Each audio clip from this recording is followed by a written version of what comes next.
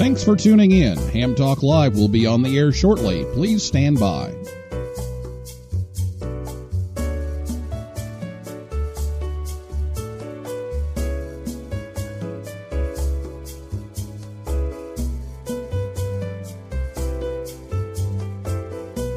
This episode of Ham Talk Live is brought to you by Tower Electronics. For connectors, cables, and more, call 920-435-2973 or visit pl-259.com. And by ICOM. Heard it, worked it, logged it. Visit www.icomamerica.com/amateur for more information about ICOM radios. It's Ham Radio.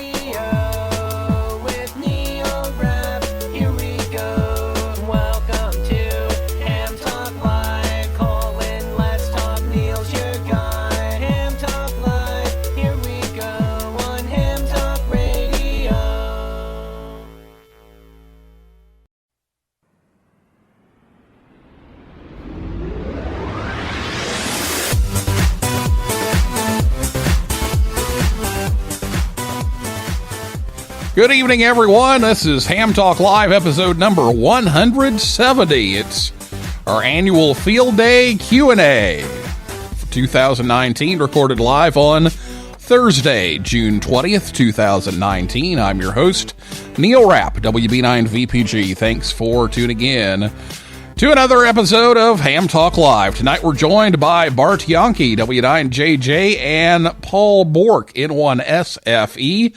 And they are from ARRL, and we'll be talking about Field Day tonight. We'll take as many questions as we can, and we will take your calls live. We'll talk a little bit, and then we'll take your calls live, and we're already getting some tweets. So if you have something, you want to go ahead and tweet it to us, we'll check that out here in a little bit. Last week here on the show, Sterling Mann, N0SSC, was here to talk about the youth contesting program and Yoda Region 2. And if you missed that show, you can listen anytime at hamtalklive.com or your favorite podcast app or YouTube, or you can catch the rebroadcast on WTWW 5085 AM Saturday evenings at about 6:30 p.m. Eastern Time. So get those Field Day questions ready to go. If you're listening to us live on Thursday night, you can give us a call after the interview. Let me give you that phone number so you have it handy. It's not time to call just yet, but let me give you the phone number. It's 812-650-9556. Again, 812-650-9556. Or again, you can tweet us at Ham Talk Live on Twitter, and we will fit in as many questions and answers as we can tonight. So I'll be back with Bart and Paul right after this word from ICOM right here on Ham Talk Live. Contest from home or remotely. ICOM's IC9700 is now available and shipping. Create your own band opening with ICOM's newest SDR transceiver, the IC9700. This new radio is bringing direct sampling to the UHF and VHF weak signal world. The IC9700 all-mode transceiver is loaded with innovative features like dedicated amateur satellite operation, color touchscreen, D-Star built-in, RF direct sampling on 2 meters and 70 centimeters, dual independent receivers capable of full duplex, as well as dual watch, and 100 watts maximum output powers on 2 meters, 75 watts on 70 centimeters, and 10 watts max on 1.2 gigahertz. For HF, it's the SDR every ham wants. It's the IC7610. This high-performance SDR has the ability to pick out the faintest of signals even in the presence of stronger adjacent ones. The ICOM IC7610 is a direct sampling software-defined radio that will change the world's definition of an SDR transceiver. It has RF direct sampling, 110 dB RMDR, independent dual receiver, and dual digicel. And the IC7300 is changing the way entry-level HF is designed. This high-performance, innovative HF transceiver with a compact design will far exceed your expectations with RF direct sampling, 15 discrete bandpass filters, a large 4.3-inch color touchscreen, real-time spectrum scope, SD, memory card slot, and more. Visit icomamerica.com/amateur for more information on ICOM radios. And don't forget to be ham active in June. Participate in both the June VHF contest as well as Field Day. Submit your logs and see how you did in the pileup. A flashlight is a case for holding dead batteries. Now, here's Neil Rapp with more Ham Talk Live.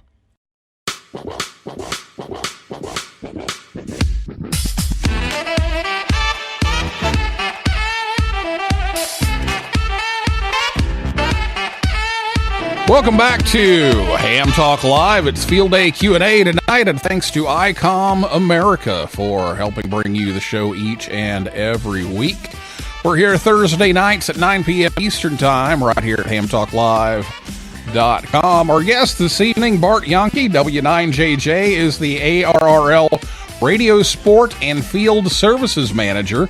Bart has served in that role since March and was the contest branch manager from January 2016 until his recent promotion, but he's no stranger to ARRL headquarters. Bart started working at ARRL in 1985 as the editor of the ARRL repeater directory, and from 1989 to 2005, he was the volunteer exam coordinator manager, and he took a few years hiatus, spending 10 years working in the customer service, manufacturing, sales, and support and information technology fields in the Midwest and on the East Coast, and now he is back.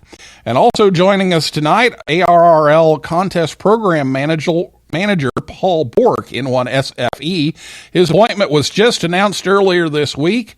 Paul's been licensed since 1994, and like me, he listened to distant AM broadcast stations as a young person and later developed a career involving various aspects of broadcasting. He started at a broadcast station at the University of Hartford, where the station's general manager, John Ramsey, W1JNR, pushed him to get his license.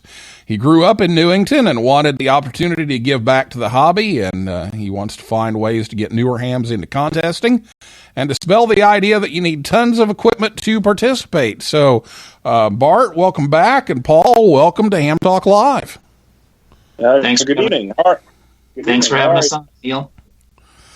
Well, I really enjoy these shows because we get into some very unusual questions sometimes on these shows, and kind of stretches the brain a little bit to try to figure out just how all these things fit into the rules for Field Day. So we'll be talking about that. But first of all, Bart, why don't you introduce Paul to everyone? And Paul, I think you've been on the job for a week now. Is that right? It's the end of my second week. All right. Well, Bart, why don't you go ahead and... Thanks, Neil. We're all doubling. We need a courtesy tone. There's a push to talk when you need it. Exactly. All right. Well, thanks, Bart. Go ahead. Thanks for having both of us on, Neil. And it's great to be able to join you and have Paul on for his first opportunity as the contest program manager. It's been great here over the last almost 2 weeks with him, and he's come up to speed really fast. Brought a lot of knowledge in administering programs like this to ARRL, so it's been working out good. He's a quick study. And he's been involved in contesting for a couple of decades, maybe not the aggressive knockdown drag-out guy, but with a sort of ever-present in the various aspects. So it's good to have him aboard, and we've been making some great progress over the last couple of weeks. Paul, anything you want to say about the new job and say to the folks listening here tonight? Well, I feel like working at the ARRL is like coming home. Now, for two reasons. One is, as you mentioned before, I grew up in Newington, and so being back in Newington is always kind of nice. But I feel like I've definitely found a place where I'm surrounded by people that share the same passion in amateur radio that I do. Yeah, it's neat place to work, and it has its challenges.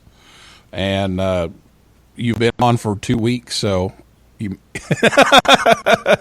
you may not have seen them all yet, but I think it's great that you're a hometown kid and you're ready to go for this and make it even better. So I wish you all the best of success there. And I look forward to being back out there. It's been 10 years, and I get to come back out this summer for Teachers Institute. So I'll be headed out that way here before too many weeks go by. Well, we want to give everybody a chance to ask those field day questions, but we probably should address the obvious first.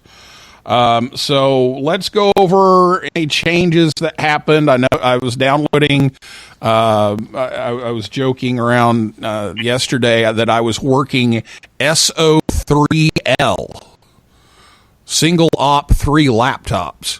I had all the laptops going at once, trying to get all the software updated and all the forms downloaded and everything. And I noticed that the latest revision to the field day packet was, I think, 5 days ago or so.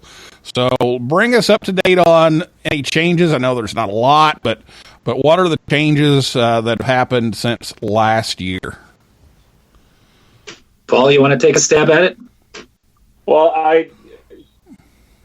from what I can see here, I mean, the rules are pretty much straightforward and the same. There are changes in certain, a lot of people are asking me questions about FT8, things about that. I mean, so we do have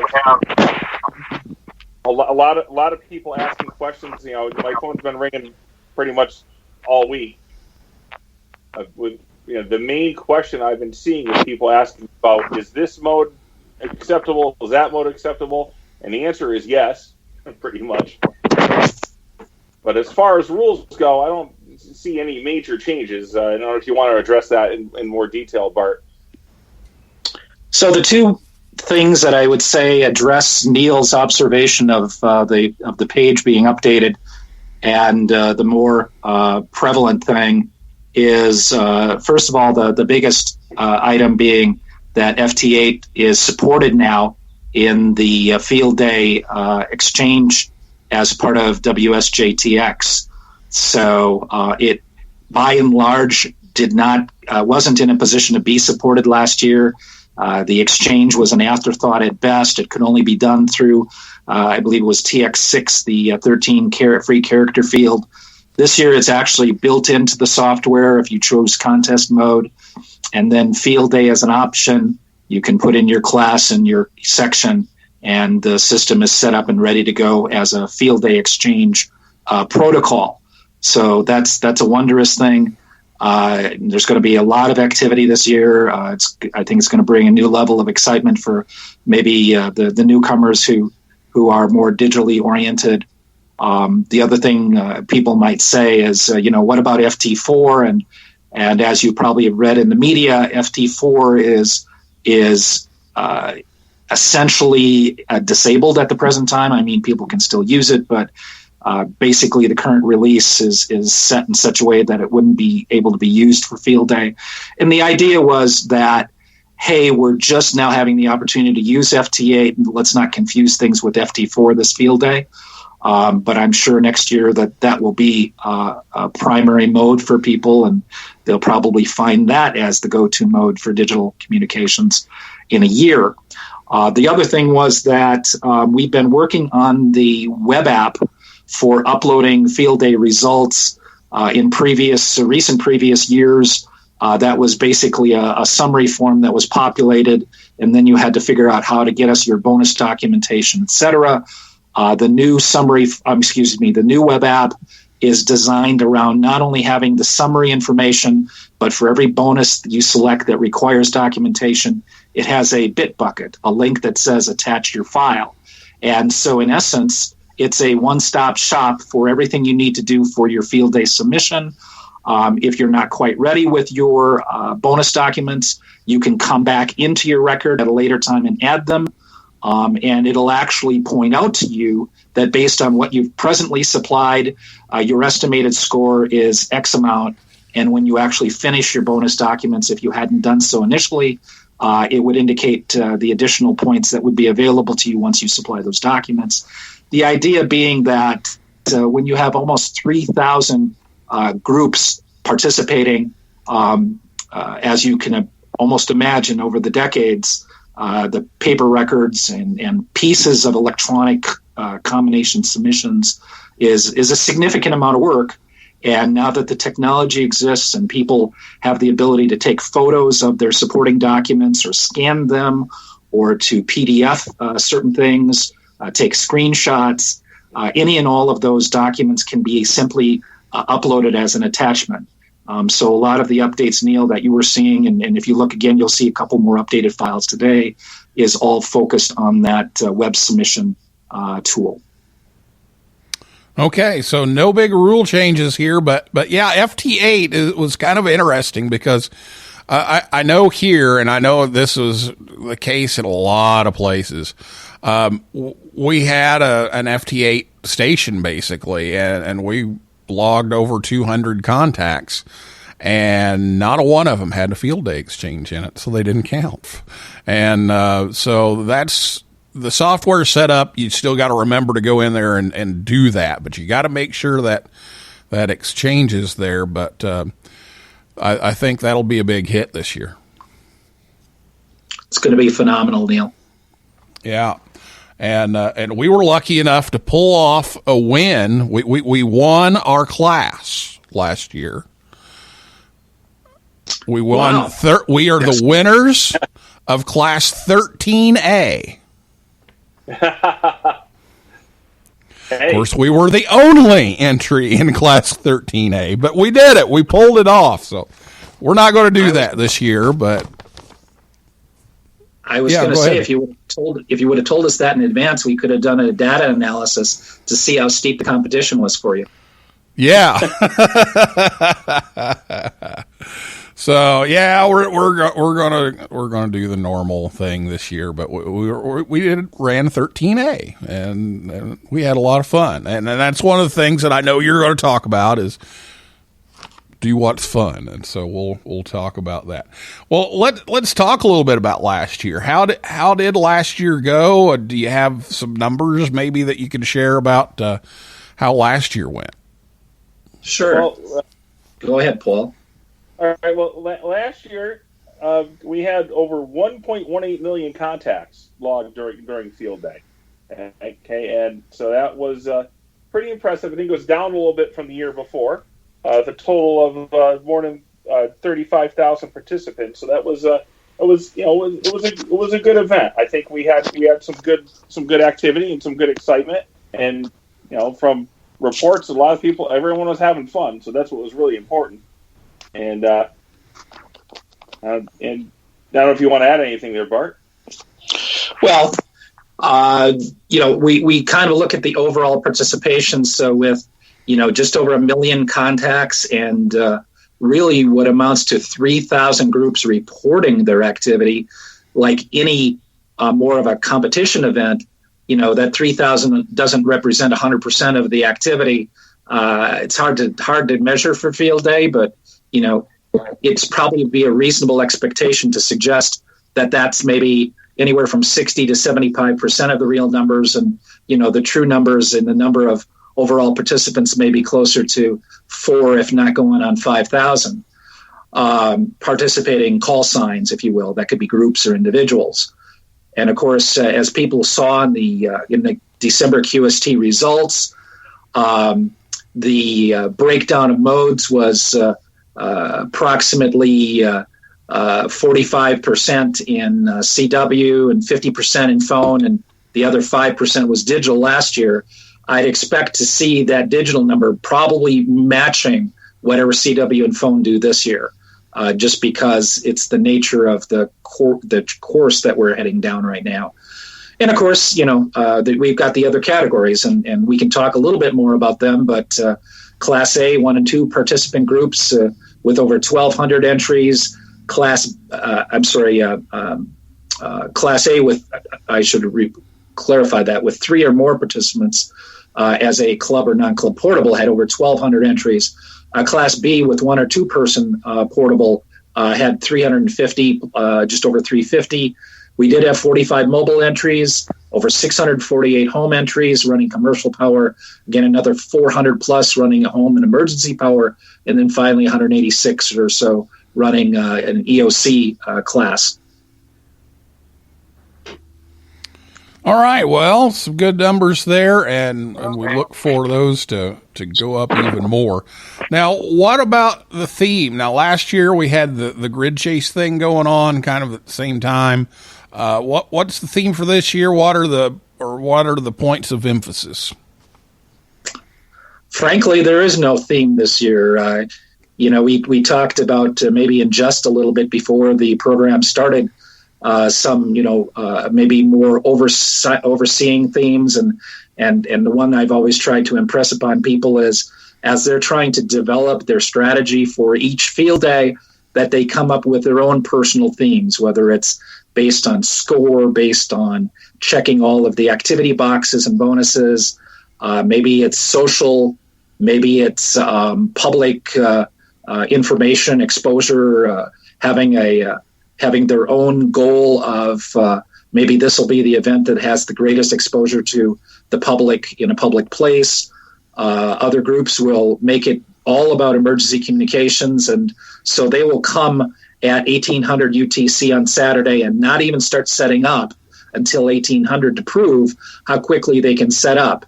Some have asked us, well, tell us about the number of hours you can operate. Well, by and large, it's a 24-hour event, except if you don't begin setting up until 1800 on Saturday. And if you do, you can actually operate an extra 3 hours for the sake of the fact that you didn't set up in advance. So some groups will use that as their theme. And finally, when they're all sort of scratching their heads or just, sort of in a quandary of we really don't know what to do, I think the overall theme always should be, what's the maximum fun? How do you define fun for your field day? What makes it the most countable, memorable, result driven for you? I think we kind of touched on this before the show, but number 1, safety. Number 2, safety, and number 3, have fun. Paul, because it really is, you got covered up there a little bit. Paul, let's do that again. I'm sorry. Were you not hearing me? Yeah, I think we were getting some muffling from Bart's mic here. So yeah, gotcha. Well, as I said, so the 3 things, I think we touched on this a little bit in the conversation before the show, but the 3 things we talked about is, number 1, be safe. Because safety, I think, should be the first priority. Number 2, safety, and number 3, have fun. Because it really is. It's an operating event. It should be fun for the participants and fun for the people that would come in from the community. We want to show people that what amateur radio is and how it can be fun and what we do. One of the biggest things I saw or I heard from people when I was telling personal friends that I gotten a job at the ARRL, nobody knew what amateur radio was. So I think this is one of the big points that we really need to hit on with field days. It's one of our times where you can really get, try to get maximum exposure to the public about amateur radio and what we can do, not only about having fun, but also being there as a resource in times of emergency, and that we are a communication tool that can be used when all else fails. Okay. Well, I think that's a great theme is have your own theme. Come up with the way that works best for you and have some fun and be safe. So we're going to take a break here, and we're going to come back and start in on all of these questions. So if you have a question, give us a call, 812-650-9556. or tweet us at Ham Talk Live, and I'll be back with Bart and Paul right after this word from Tower Electronics right here on Ham Talk Live. I'm sorry to bother you, but I'm having an antenna party and I ran out of PL259s. Oh, come in. Thank you.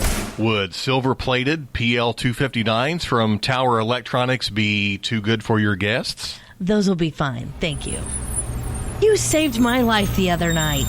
Oh, the PL259s from Tower Electronics? Yes, they were very successful at the antenna party. My antenna works like a charm. Then how can you ever thank me? I'll try to think of something. Don't be caught without PL259s. Visit Tower Electronics at a ham fest near you, or visit them online anytime at pl-259.com or call 920-435-2973. They have adapters, cables, antennas, soldering supplies, and meters too. CQ Field Day. CQ Field Day. This is Ham Talk Live with Neil Rapp.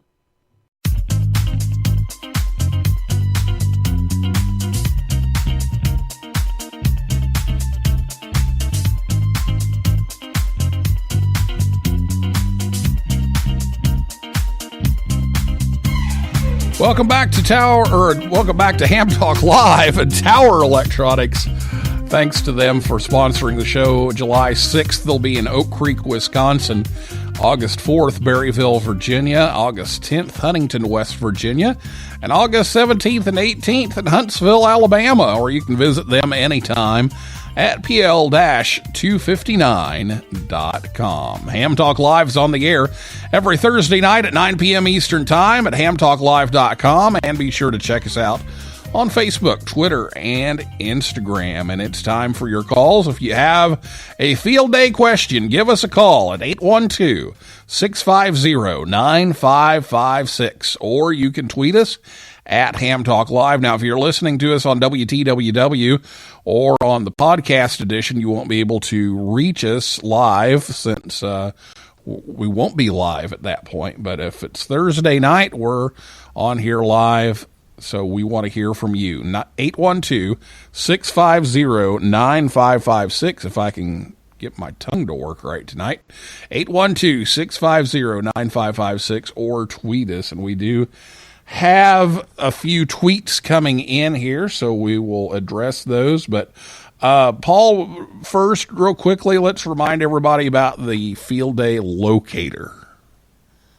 Okay, so there is a well, I guess we could call it a tool or an app on the ARRL website, and that does two things. One, as a group or an individual, you can post your intended field day activity on the Field Day Locator, which is at www.arrl.org/field-day-locator.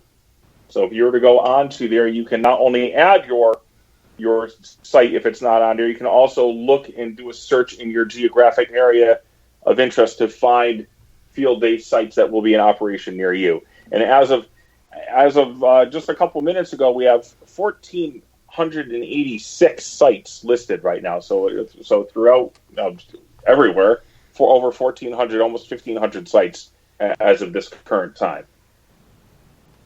Okay, so make sure you check that out. If you're looking for a field day location, you can find it right there as long as you've registered. And if you haven't registered, please do, so people can find where you are. Okay, well, let's go over to Twitter here. We're going to take some of these questions that came in, and the first one comes from Brett, WY7BG, and says that his local club will be operating 2A and logging field day activities with N1MM, and he would like to bring a laptop with WSJTX and plug it into one of their Kenwood rigs to run FT8. How can I merge my log of QSOs with theirs?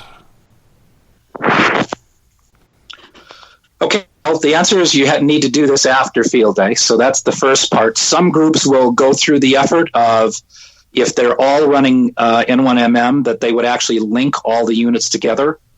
This isn't something that we'd spend a lot of time talking about here, But if he wants to drop us an email to fdinfo@arrl.org tomorrow, we can send him some hints on either how to link the computers, or secondly, just conceptually how to accomplish what they want to accomplish, to have a final cumulative log of everything that they're doing.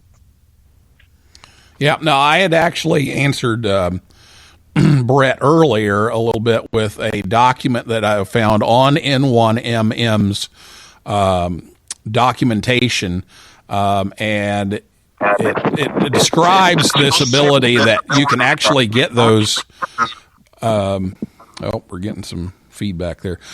You can actually get those two programs to talk to each other live. So if you want to do the live logging, you can check the box on WSJTX and you can check the box on N1MM. There is a document that shows the step-by-step setup. You have to go into broadcast and turn that on in N1MM. But they will talk back and forth. So if you want to do it live, there is a way to do that. I would recommend going to N1MM and pull up that document in the additional support materials section. And it does kind of talk you through that. Otherwise, you can export your ADIF file and then import the ADIF file later on. So that's what Bart was talking about, but sounds like they'll be glad to lend a hand there as well over email. So Brett says he'd kind of like to do the live logging. So hopefully you can set that up with the broadcast over the network and do it that way.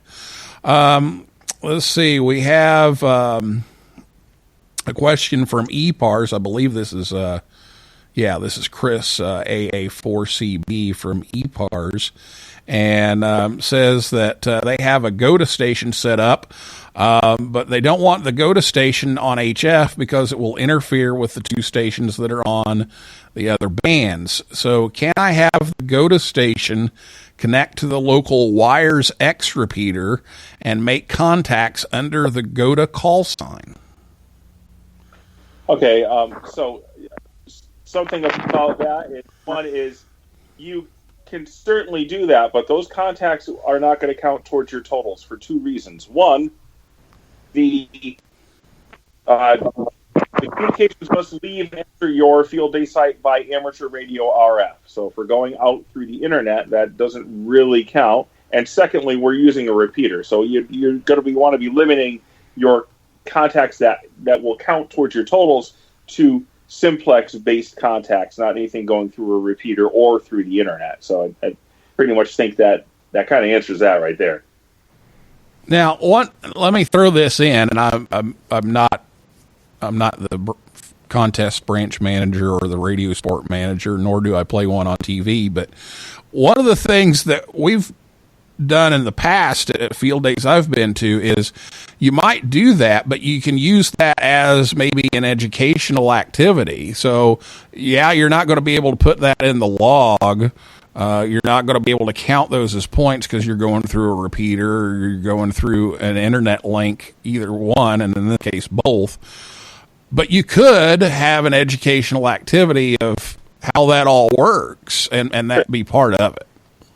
Sure. That and that is a good point, because that's another one of the things we want to what Field Day is all about, is to show people what amateur radio is all about, and even get a fellow member of a club or a neighboring club interested in a new mode of operation, or hey, look what we can do through wires. So it's absolutely you can certainly do that. It's just those contacts are not going to count towards your totals when you're doing the dupe sheets. Now, I want to mention that we don't collect logs for the purposes of log review. We do collect dupe sheets and totals by band and mode. Those are what are submitted for the field day paperwork. So we don't necessarily need a detailed log of every single contact. But just need to keep in mind that when you are doing contacts through a repeater, and you're more than welcome to have a GOTA station or even a VHF station set up on one of the local repeaters for either for talking or whatever you're going to use it for. Just those can't count towards those totals in your logs, in your not your log submission, your submission of your field day paperwork. Okay, 812-650-9556 is the phone number, and I think we're through all of the tweets. So if you have a question, give us a call or give us a tweet here, and we'll check those. We've got a few minutes left, so we can take some more questions. 812-650-9556 or tweet us at Ham Talk Live. Now, another thing I noticed on the website was that there's some new public service announcements for the broadcast stations to kind of advertise your local field day. Yeah, absolutely, Neil. Sorry about that. Absolutely, Neil. We each year we refresh those, and David Insker and Michelle Patnode do a great job on ARRL's end of having not only audio but interactive video, public service announcements, and we consider those vital to provide to the groups and the groups to share with their local media.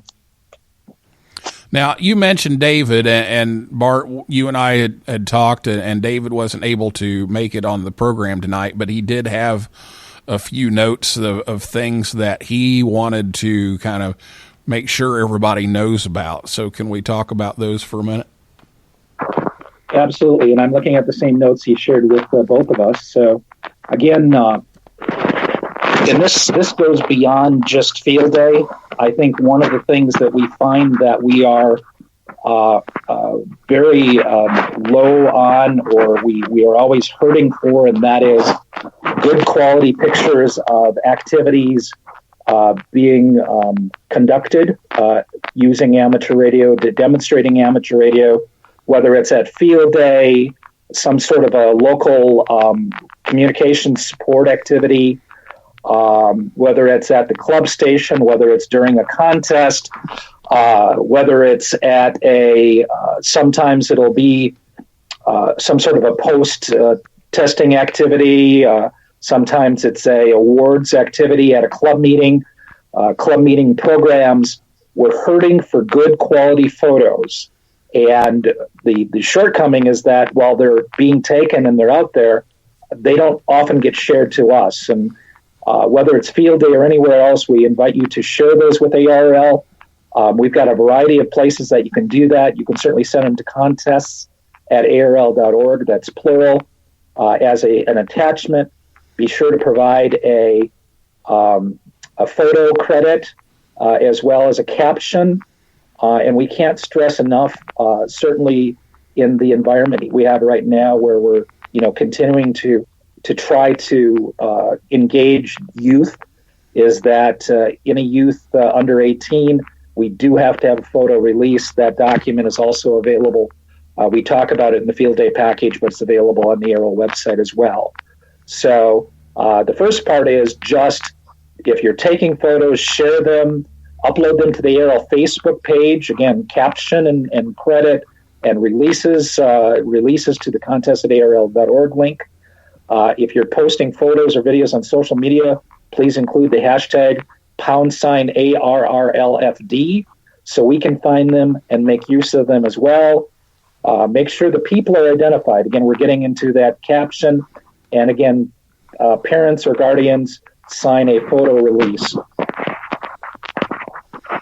Yeah, those are always important and sometimes difficult to track down after the fact. So if you can get those on site as you do them, that might help too. But you got to have those release forms. But definitely share those. We like to see those, and I like to go through and get on Twitter and follow that hashtag ARRLFD and kind of see what everybody is up to. So we're going to have a lot of fun. We're going to get started tomorrow night with some antenna supports, and then we'll get started on Saturday morning. But as I said, SO3L was going on here trying to get all these computers talking on M1MM, and get all that running. So we're looking forward to a fun time, and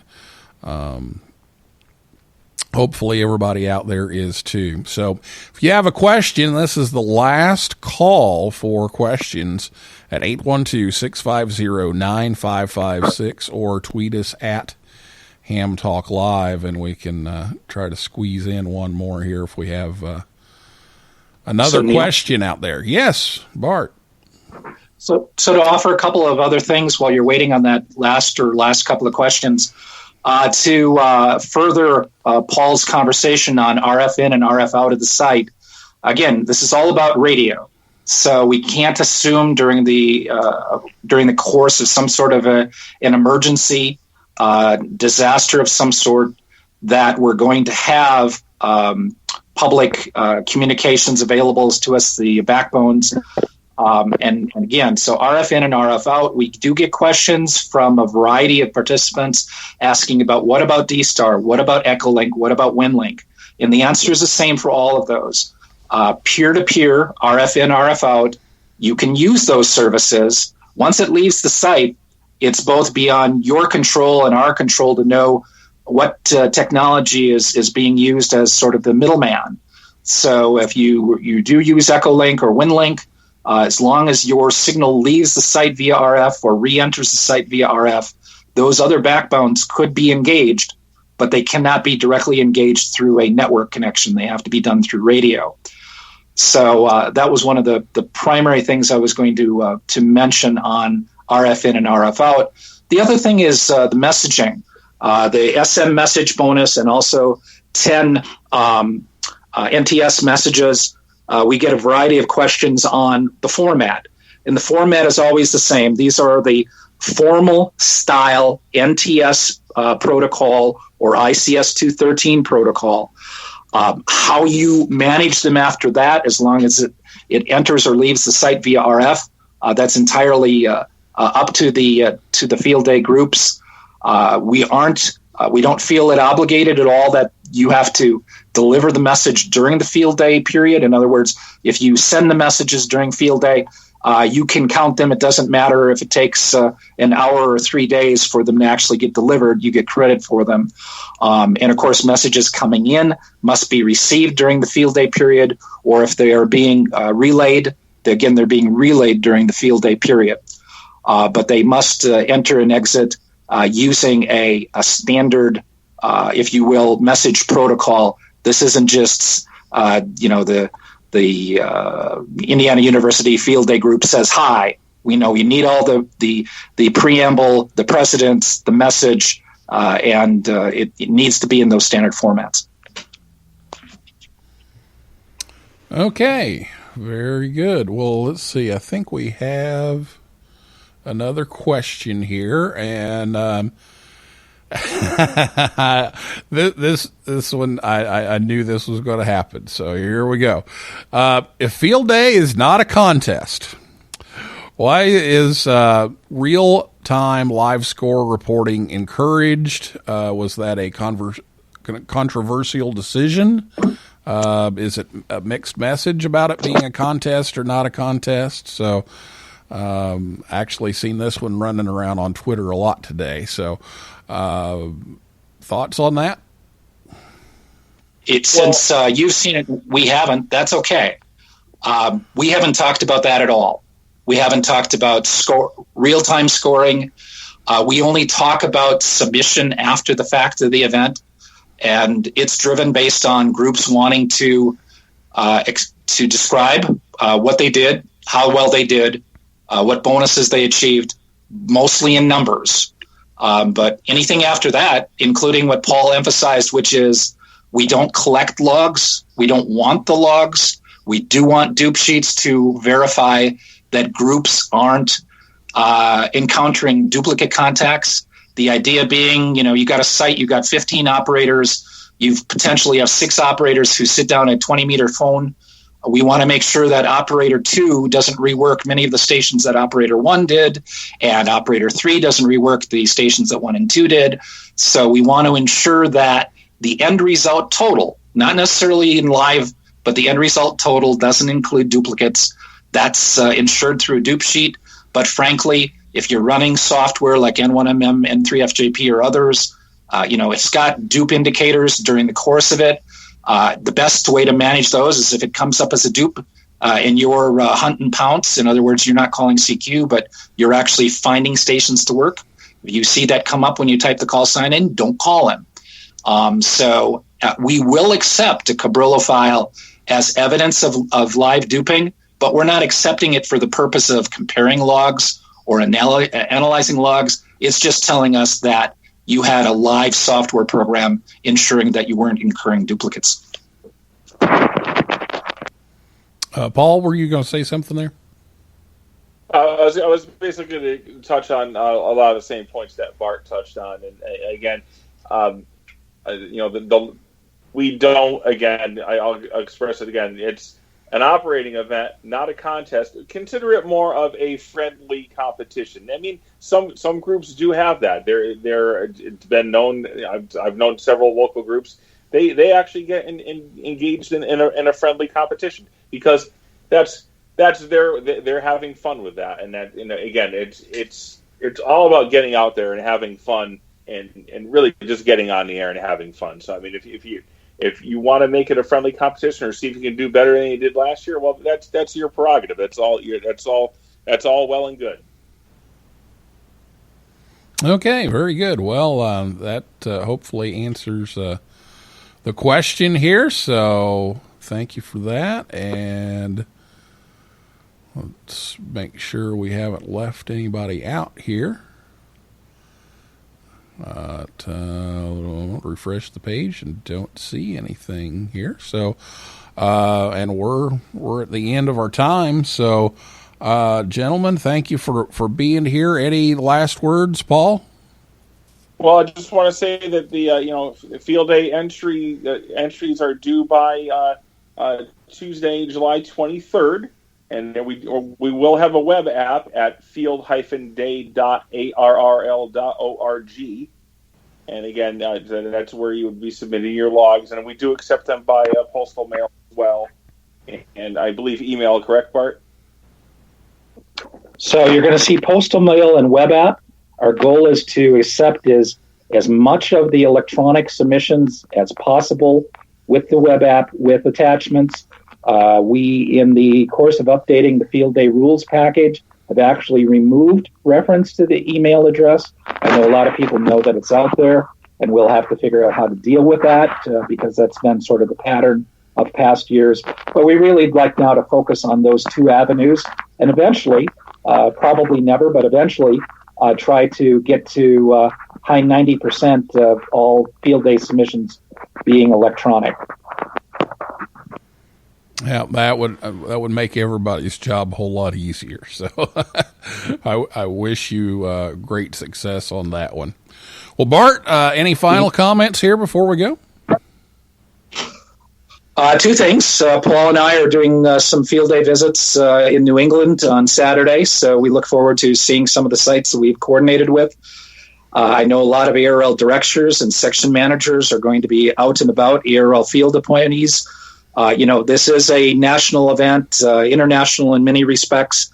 We want to, both from headquarters and from the field, get out there and show our support to all of these groups who are doing such a great job in using this event to not only have fun, to demonstrate technology to the public, to practice their emergency preparedness, but also just to tell them we appreciate that they're doing that. Paul and I are going to be at W1AW for a good part of Saturday between bulletins. So W1AW will be on the air as well as on bulletin status. I'm not sure how much there will be on Sunday, but we'll definitely put in several hundred Qs on Saturday. And as they might say on Hill Street Blues, be safe out there. And also work them first, worry later. Okay. All right. Very good. Go ahead, Paul. And if you do have any last minute questions or even questions about how to submit a log or anything like that after the contest, or a contest. I said contest there. I did. After the event, it's FD info@arrl.org, and that info is also on the ARRL website. And by all means, you can always call the contest branch at 860-594-0232, and you'll get my desk. So chances are I'll be answering that phone. But if you do have a question, by all means, give a holler. I'll be in the office tomorrow, and as well, we'll be there after the event ends, and answering any questions regarding entry submissions and the like. All right, very good. Well, thank you both for coming on the show, and Paul, congratulations on the new gig, and Bart on the upgrade there, and let's do it again next year. All right, sounds like a plan. Looking forward to it, Neil. All right. Well, hopefully you don't hear this sound. This is the sound that we're probably going to be hearing out here in Bloomington, Indiana. And so if you hear that sound, make sure you get off of the air and stay safe, because we're trying to figure out how we can get some floating antenna tripods with all this rain out here. So be sure to stay safe, and hope to hear you on the air. I will be operating under N9SIA, the Southern Indiana Amateur Radio Association. We're going in with them at the K9IU, the Amateur Radio Club at Indiana University, and my club at school, the Bloomington High School South Amateur Radio Club, K9SOU. We'll be operating N9SIA, and GOTA will be K9IU. So hope to hear you on field day this weekend. But that's a wrap for this week's episode of Ham Talk Live. Thanks to my guests, Bart Jahnke, W9JJ, and Paul Bourque, N1SFE, and everybody out there in cyberspace for listening and typing in, and invite you back next Thursday night at 9 p.m. Eastern Time. We have a double feature next week. We're going to be talking World Scout Jamboree with Jim Wilson, K5ND, and Bill Stearns, NE4RD, and we'll be talking about that. And yes, it's almost time once again for Walmart parking lots on the air, and so we'll have a segment, special bonus on Walmart parking lots on the air 2019 next week as well. So a list of all of our upcoming guests is at hamtalklive.com. Just visit there if you want to see who's coming up next. And if you like the show, please leave us a review on iTunes. That helps us get the word out about the show. So for now, this is Neil Rapp, WB9VPG, saying 7375, and may the good DX be yours.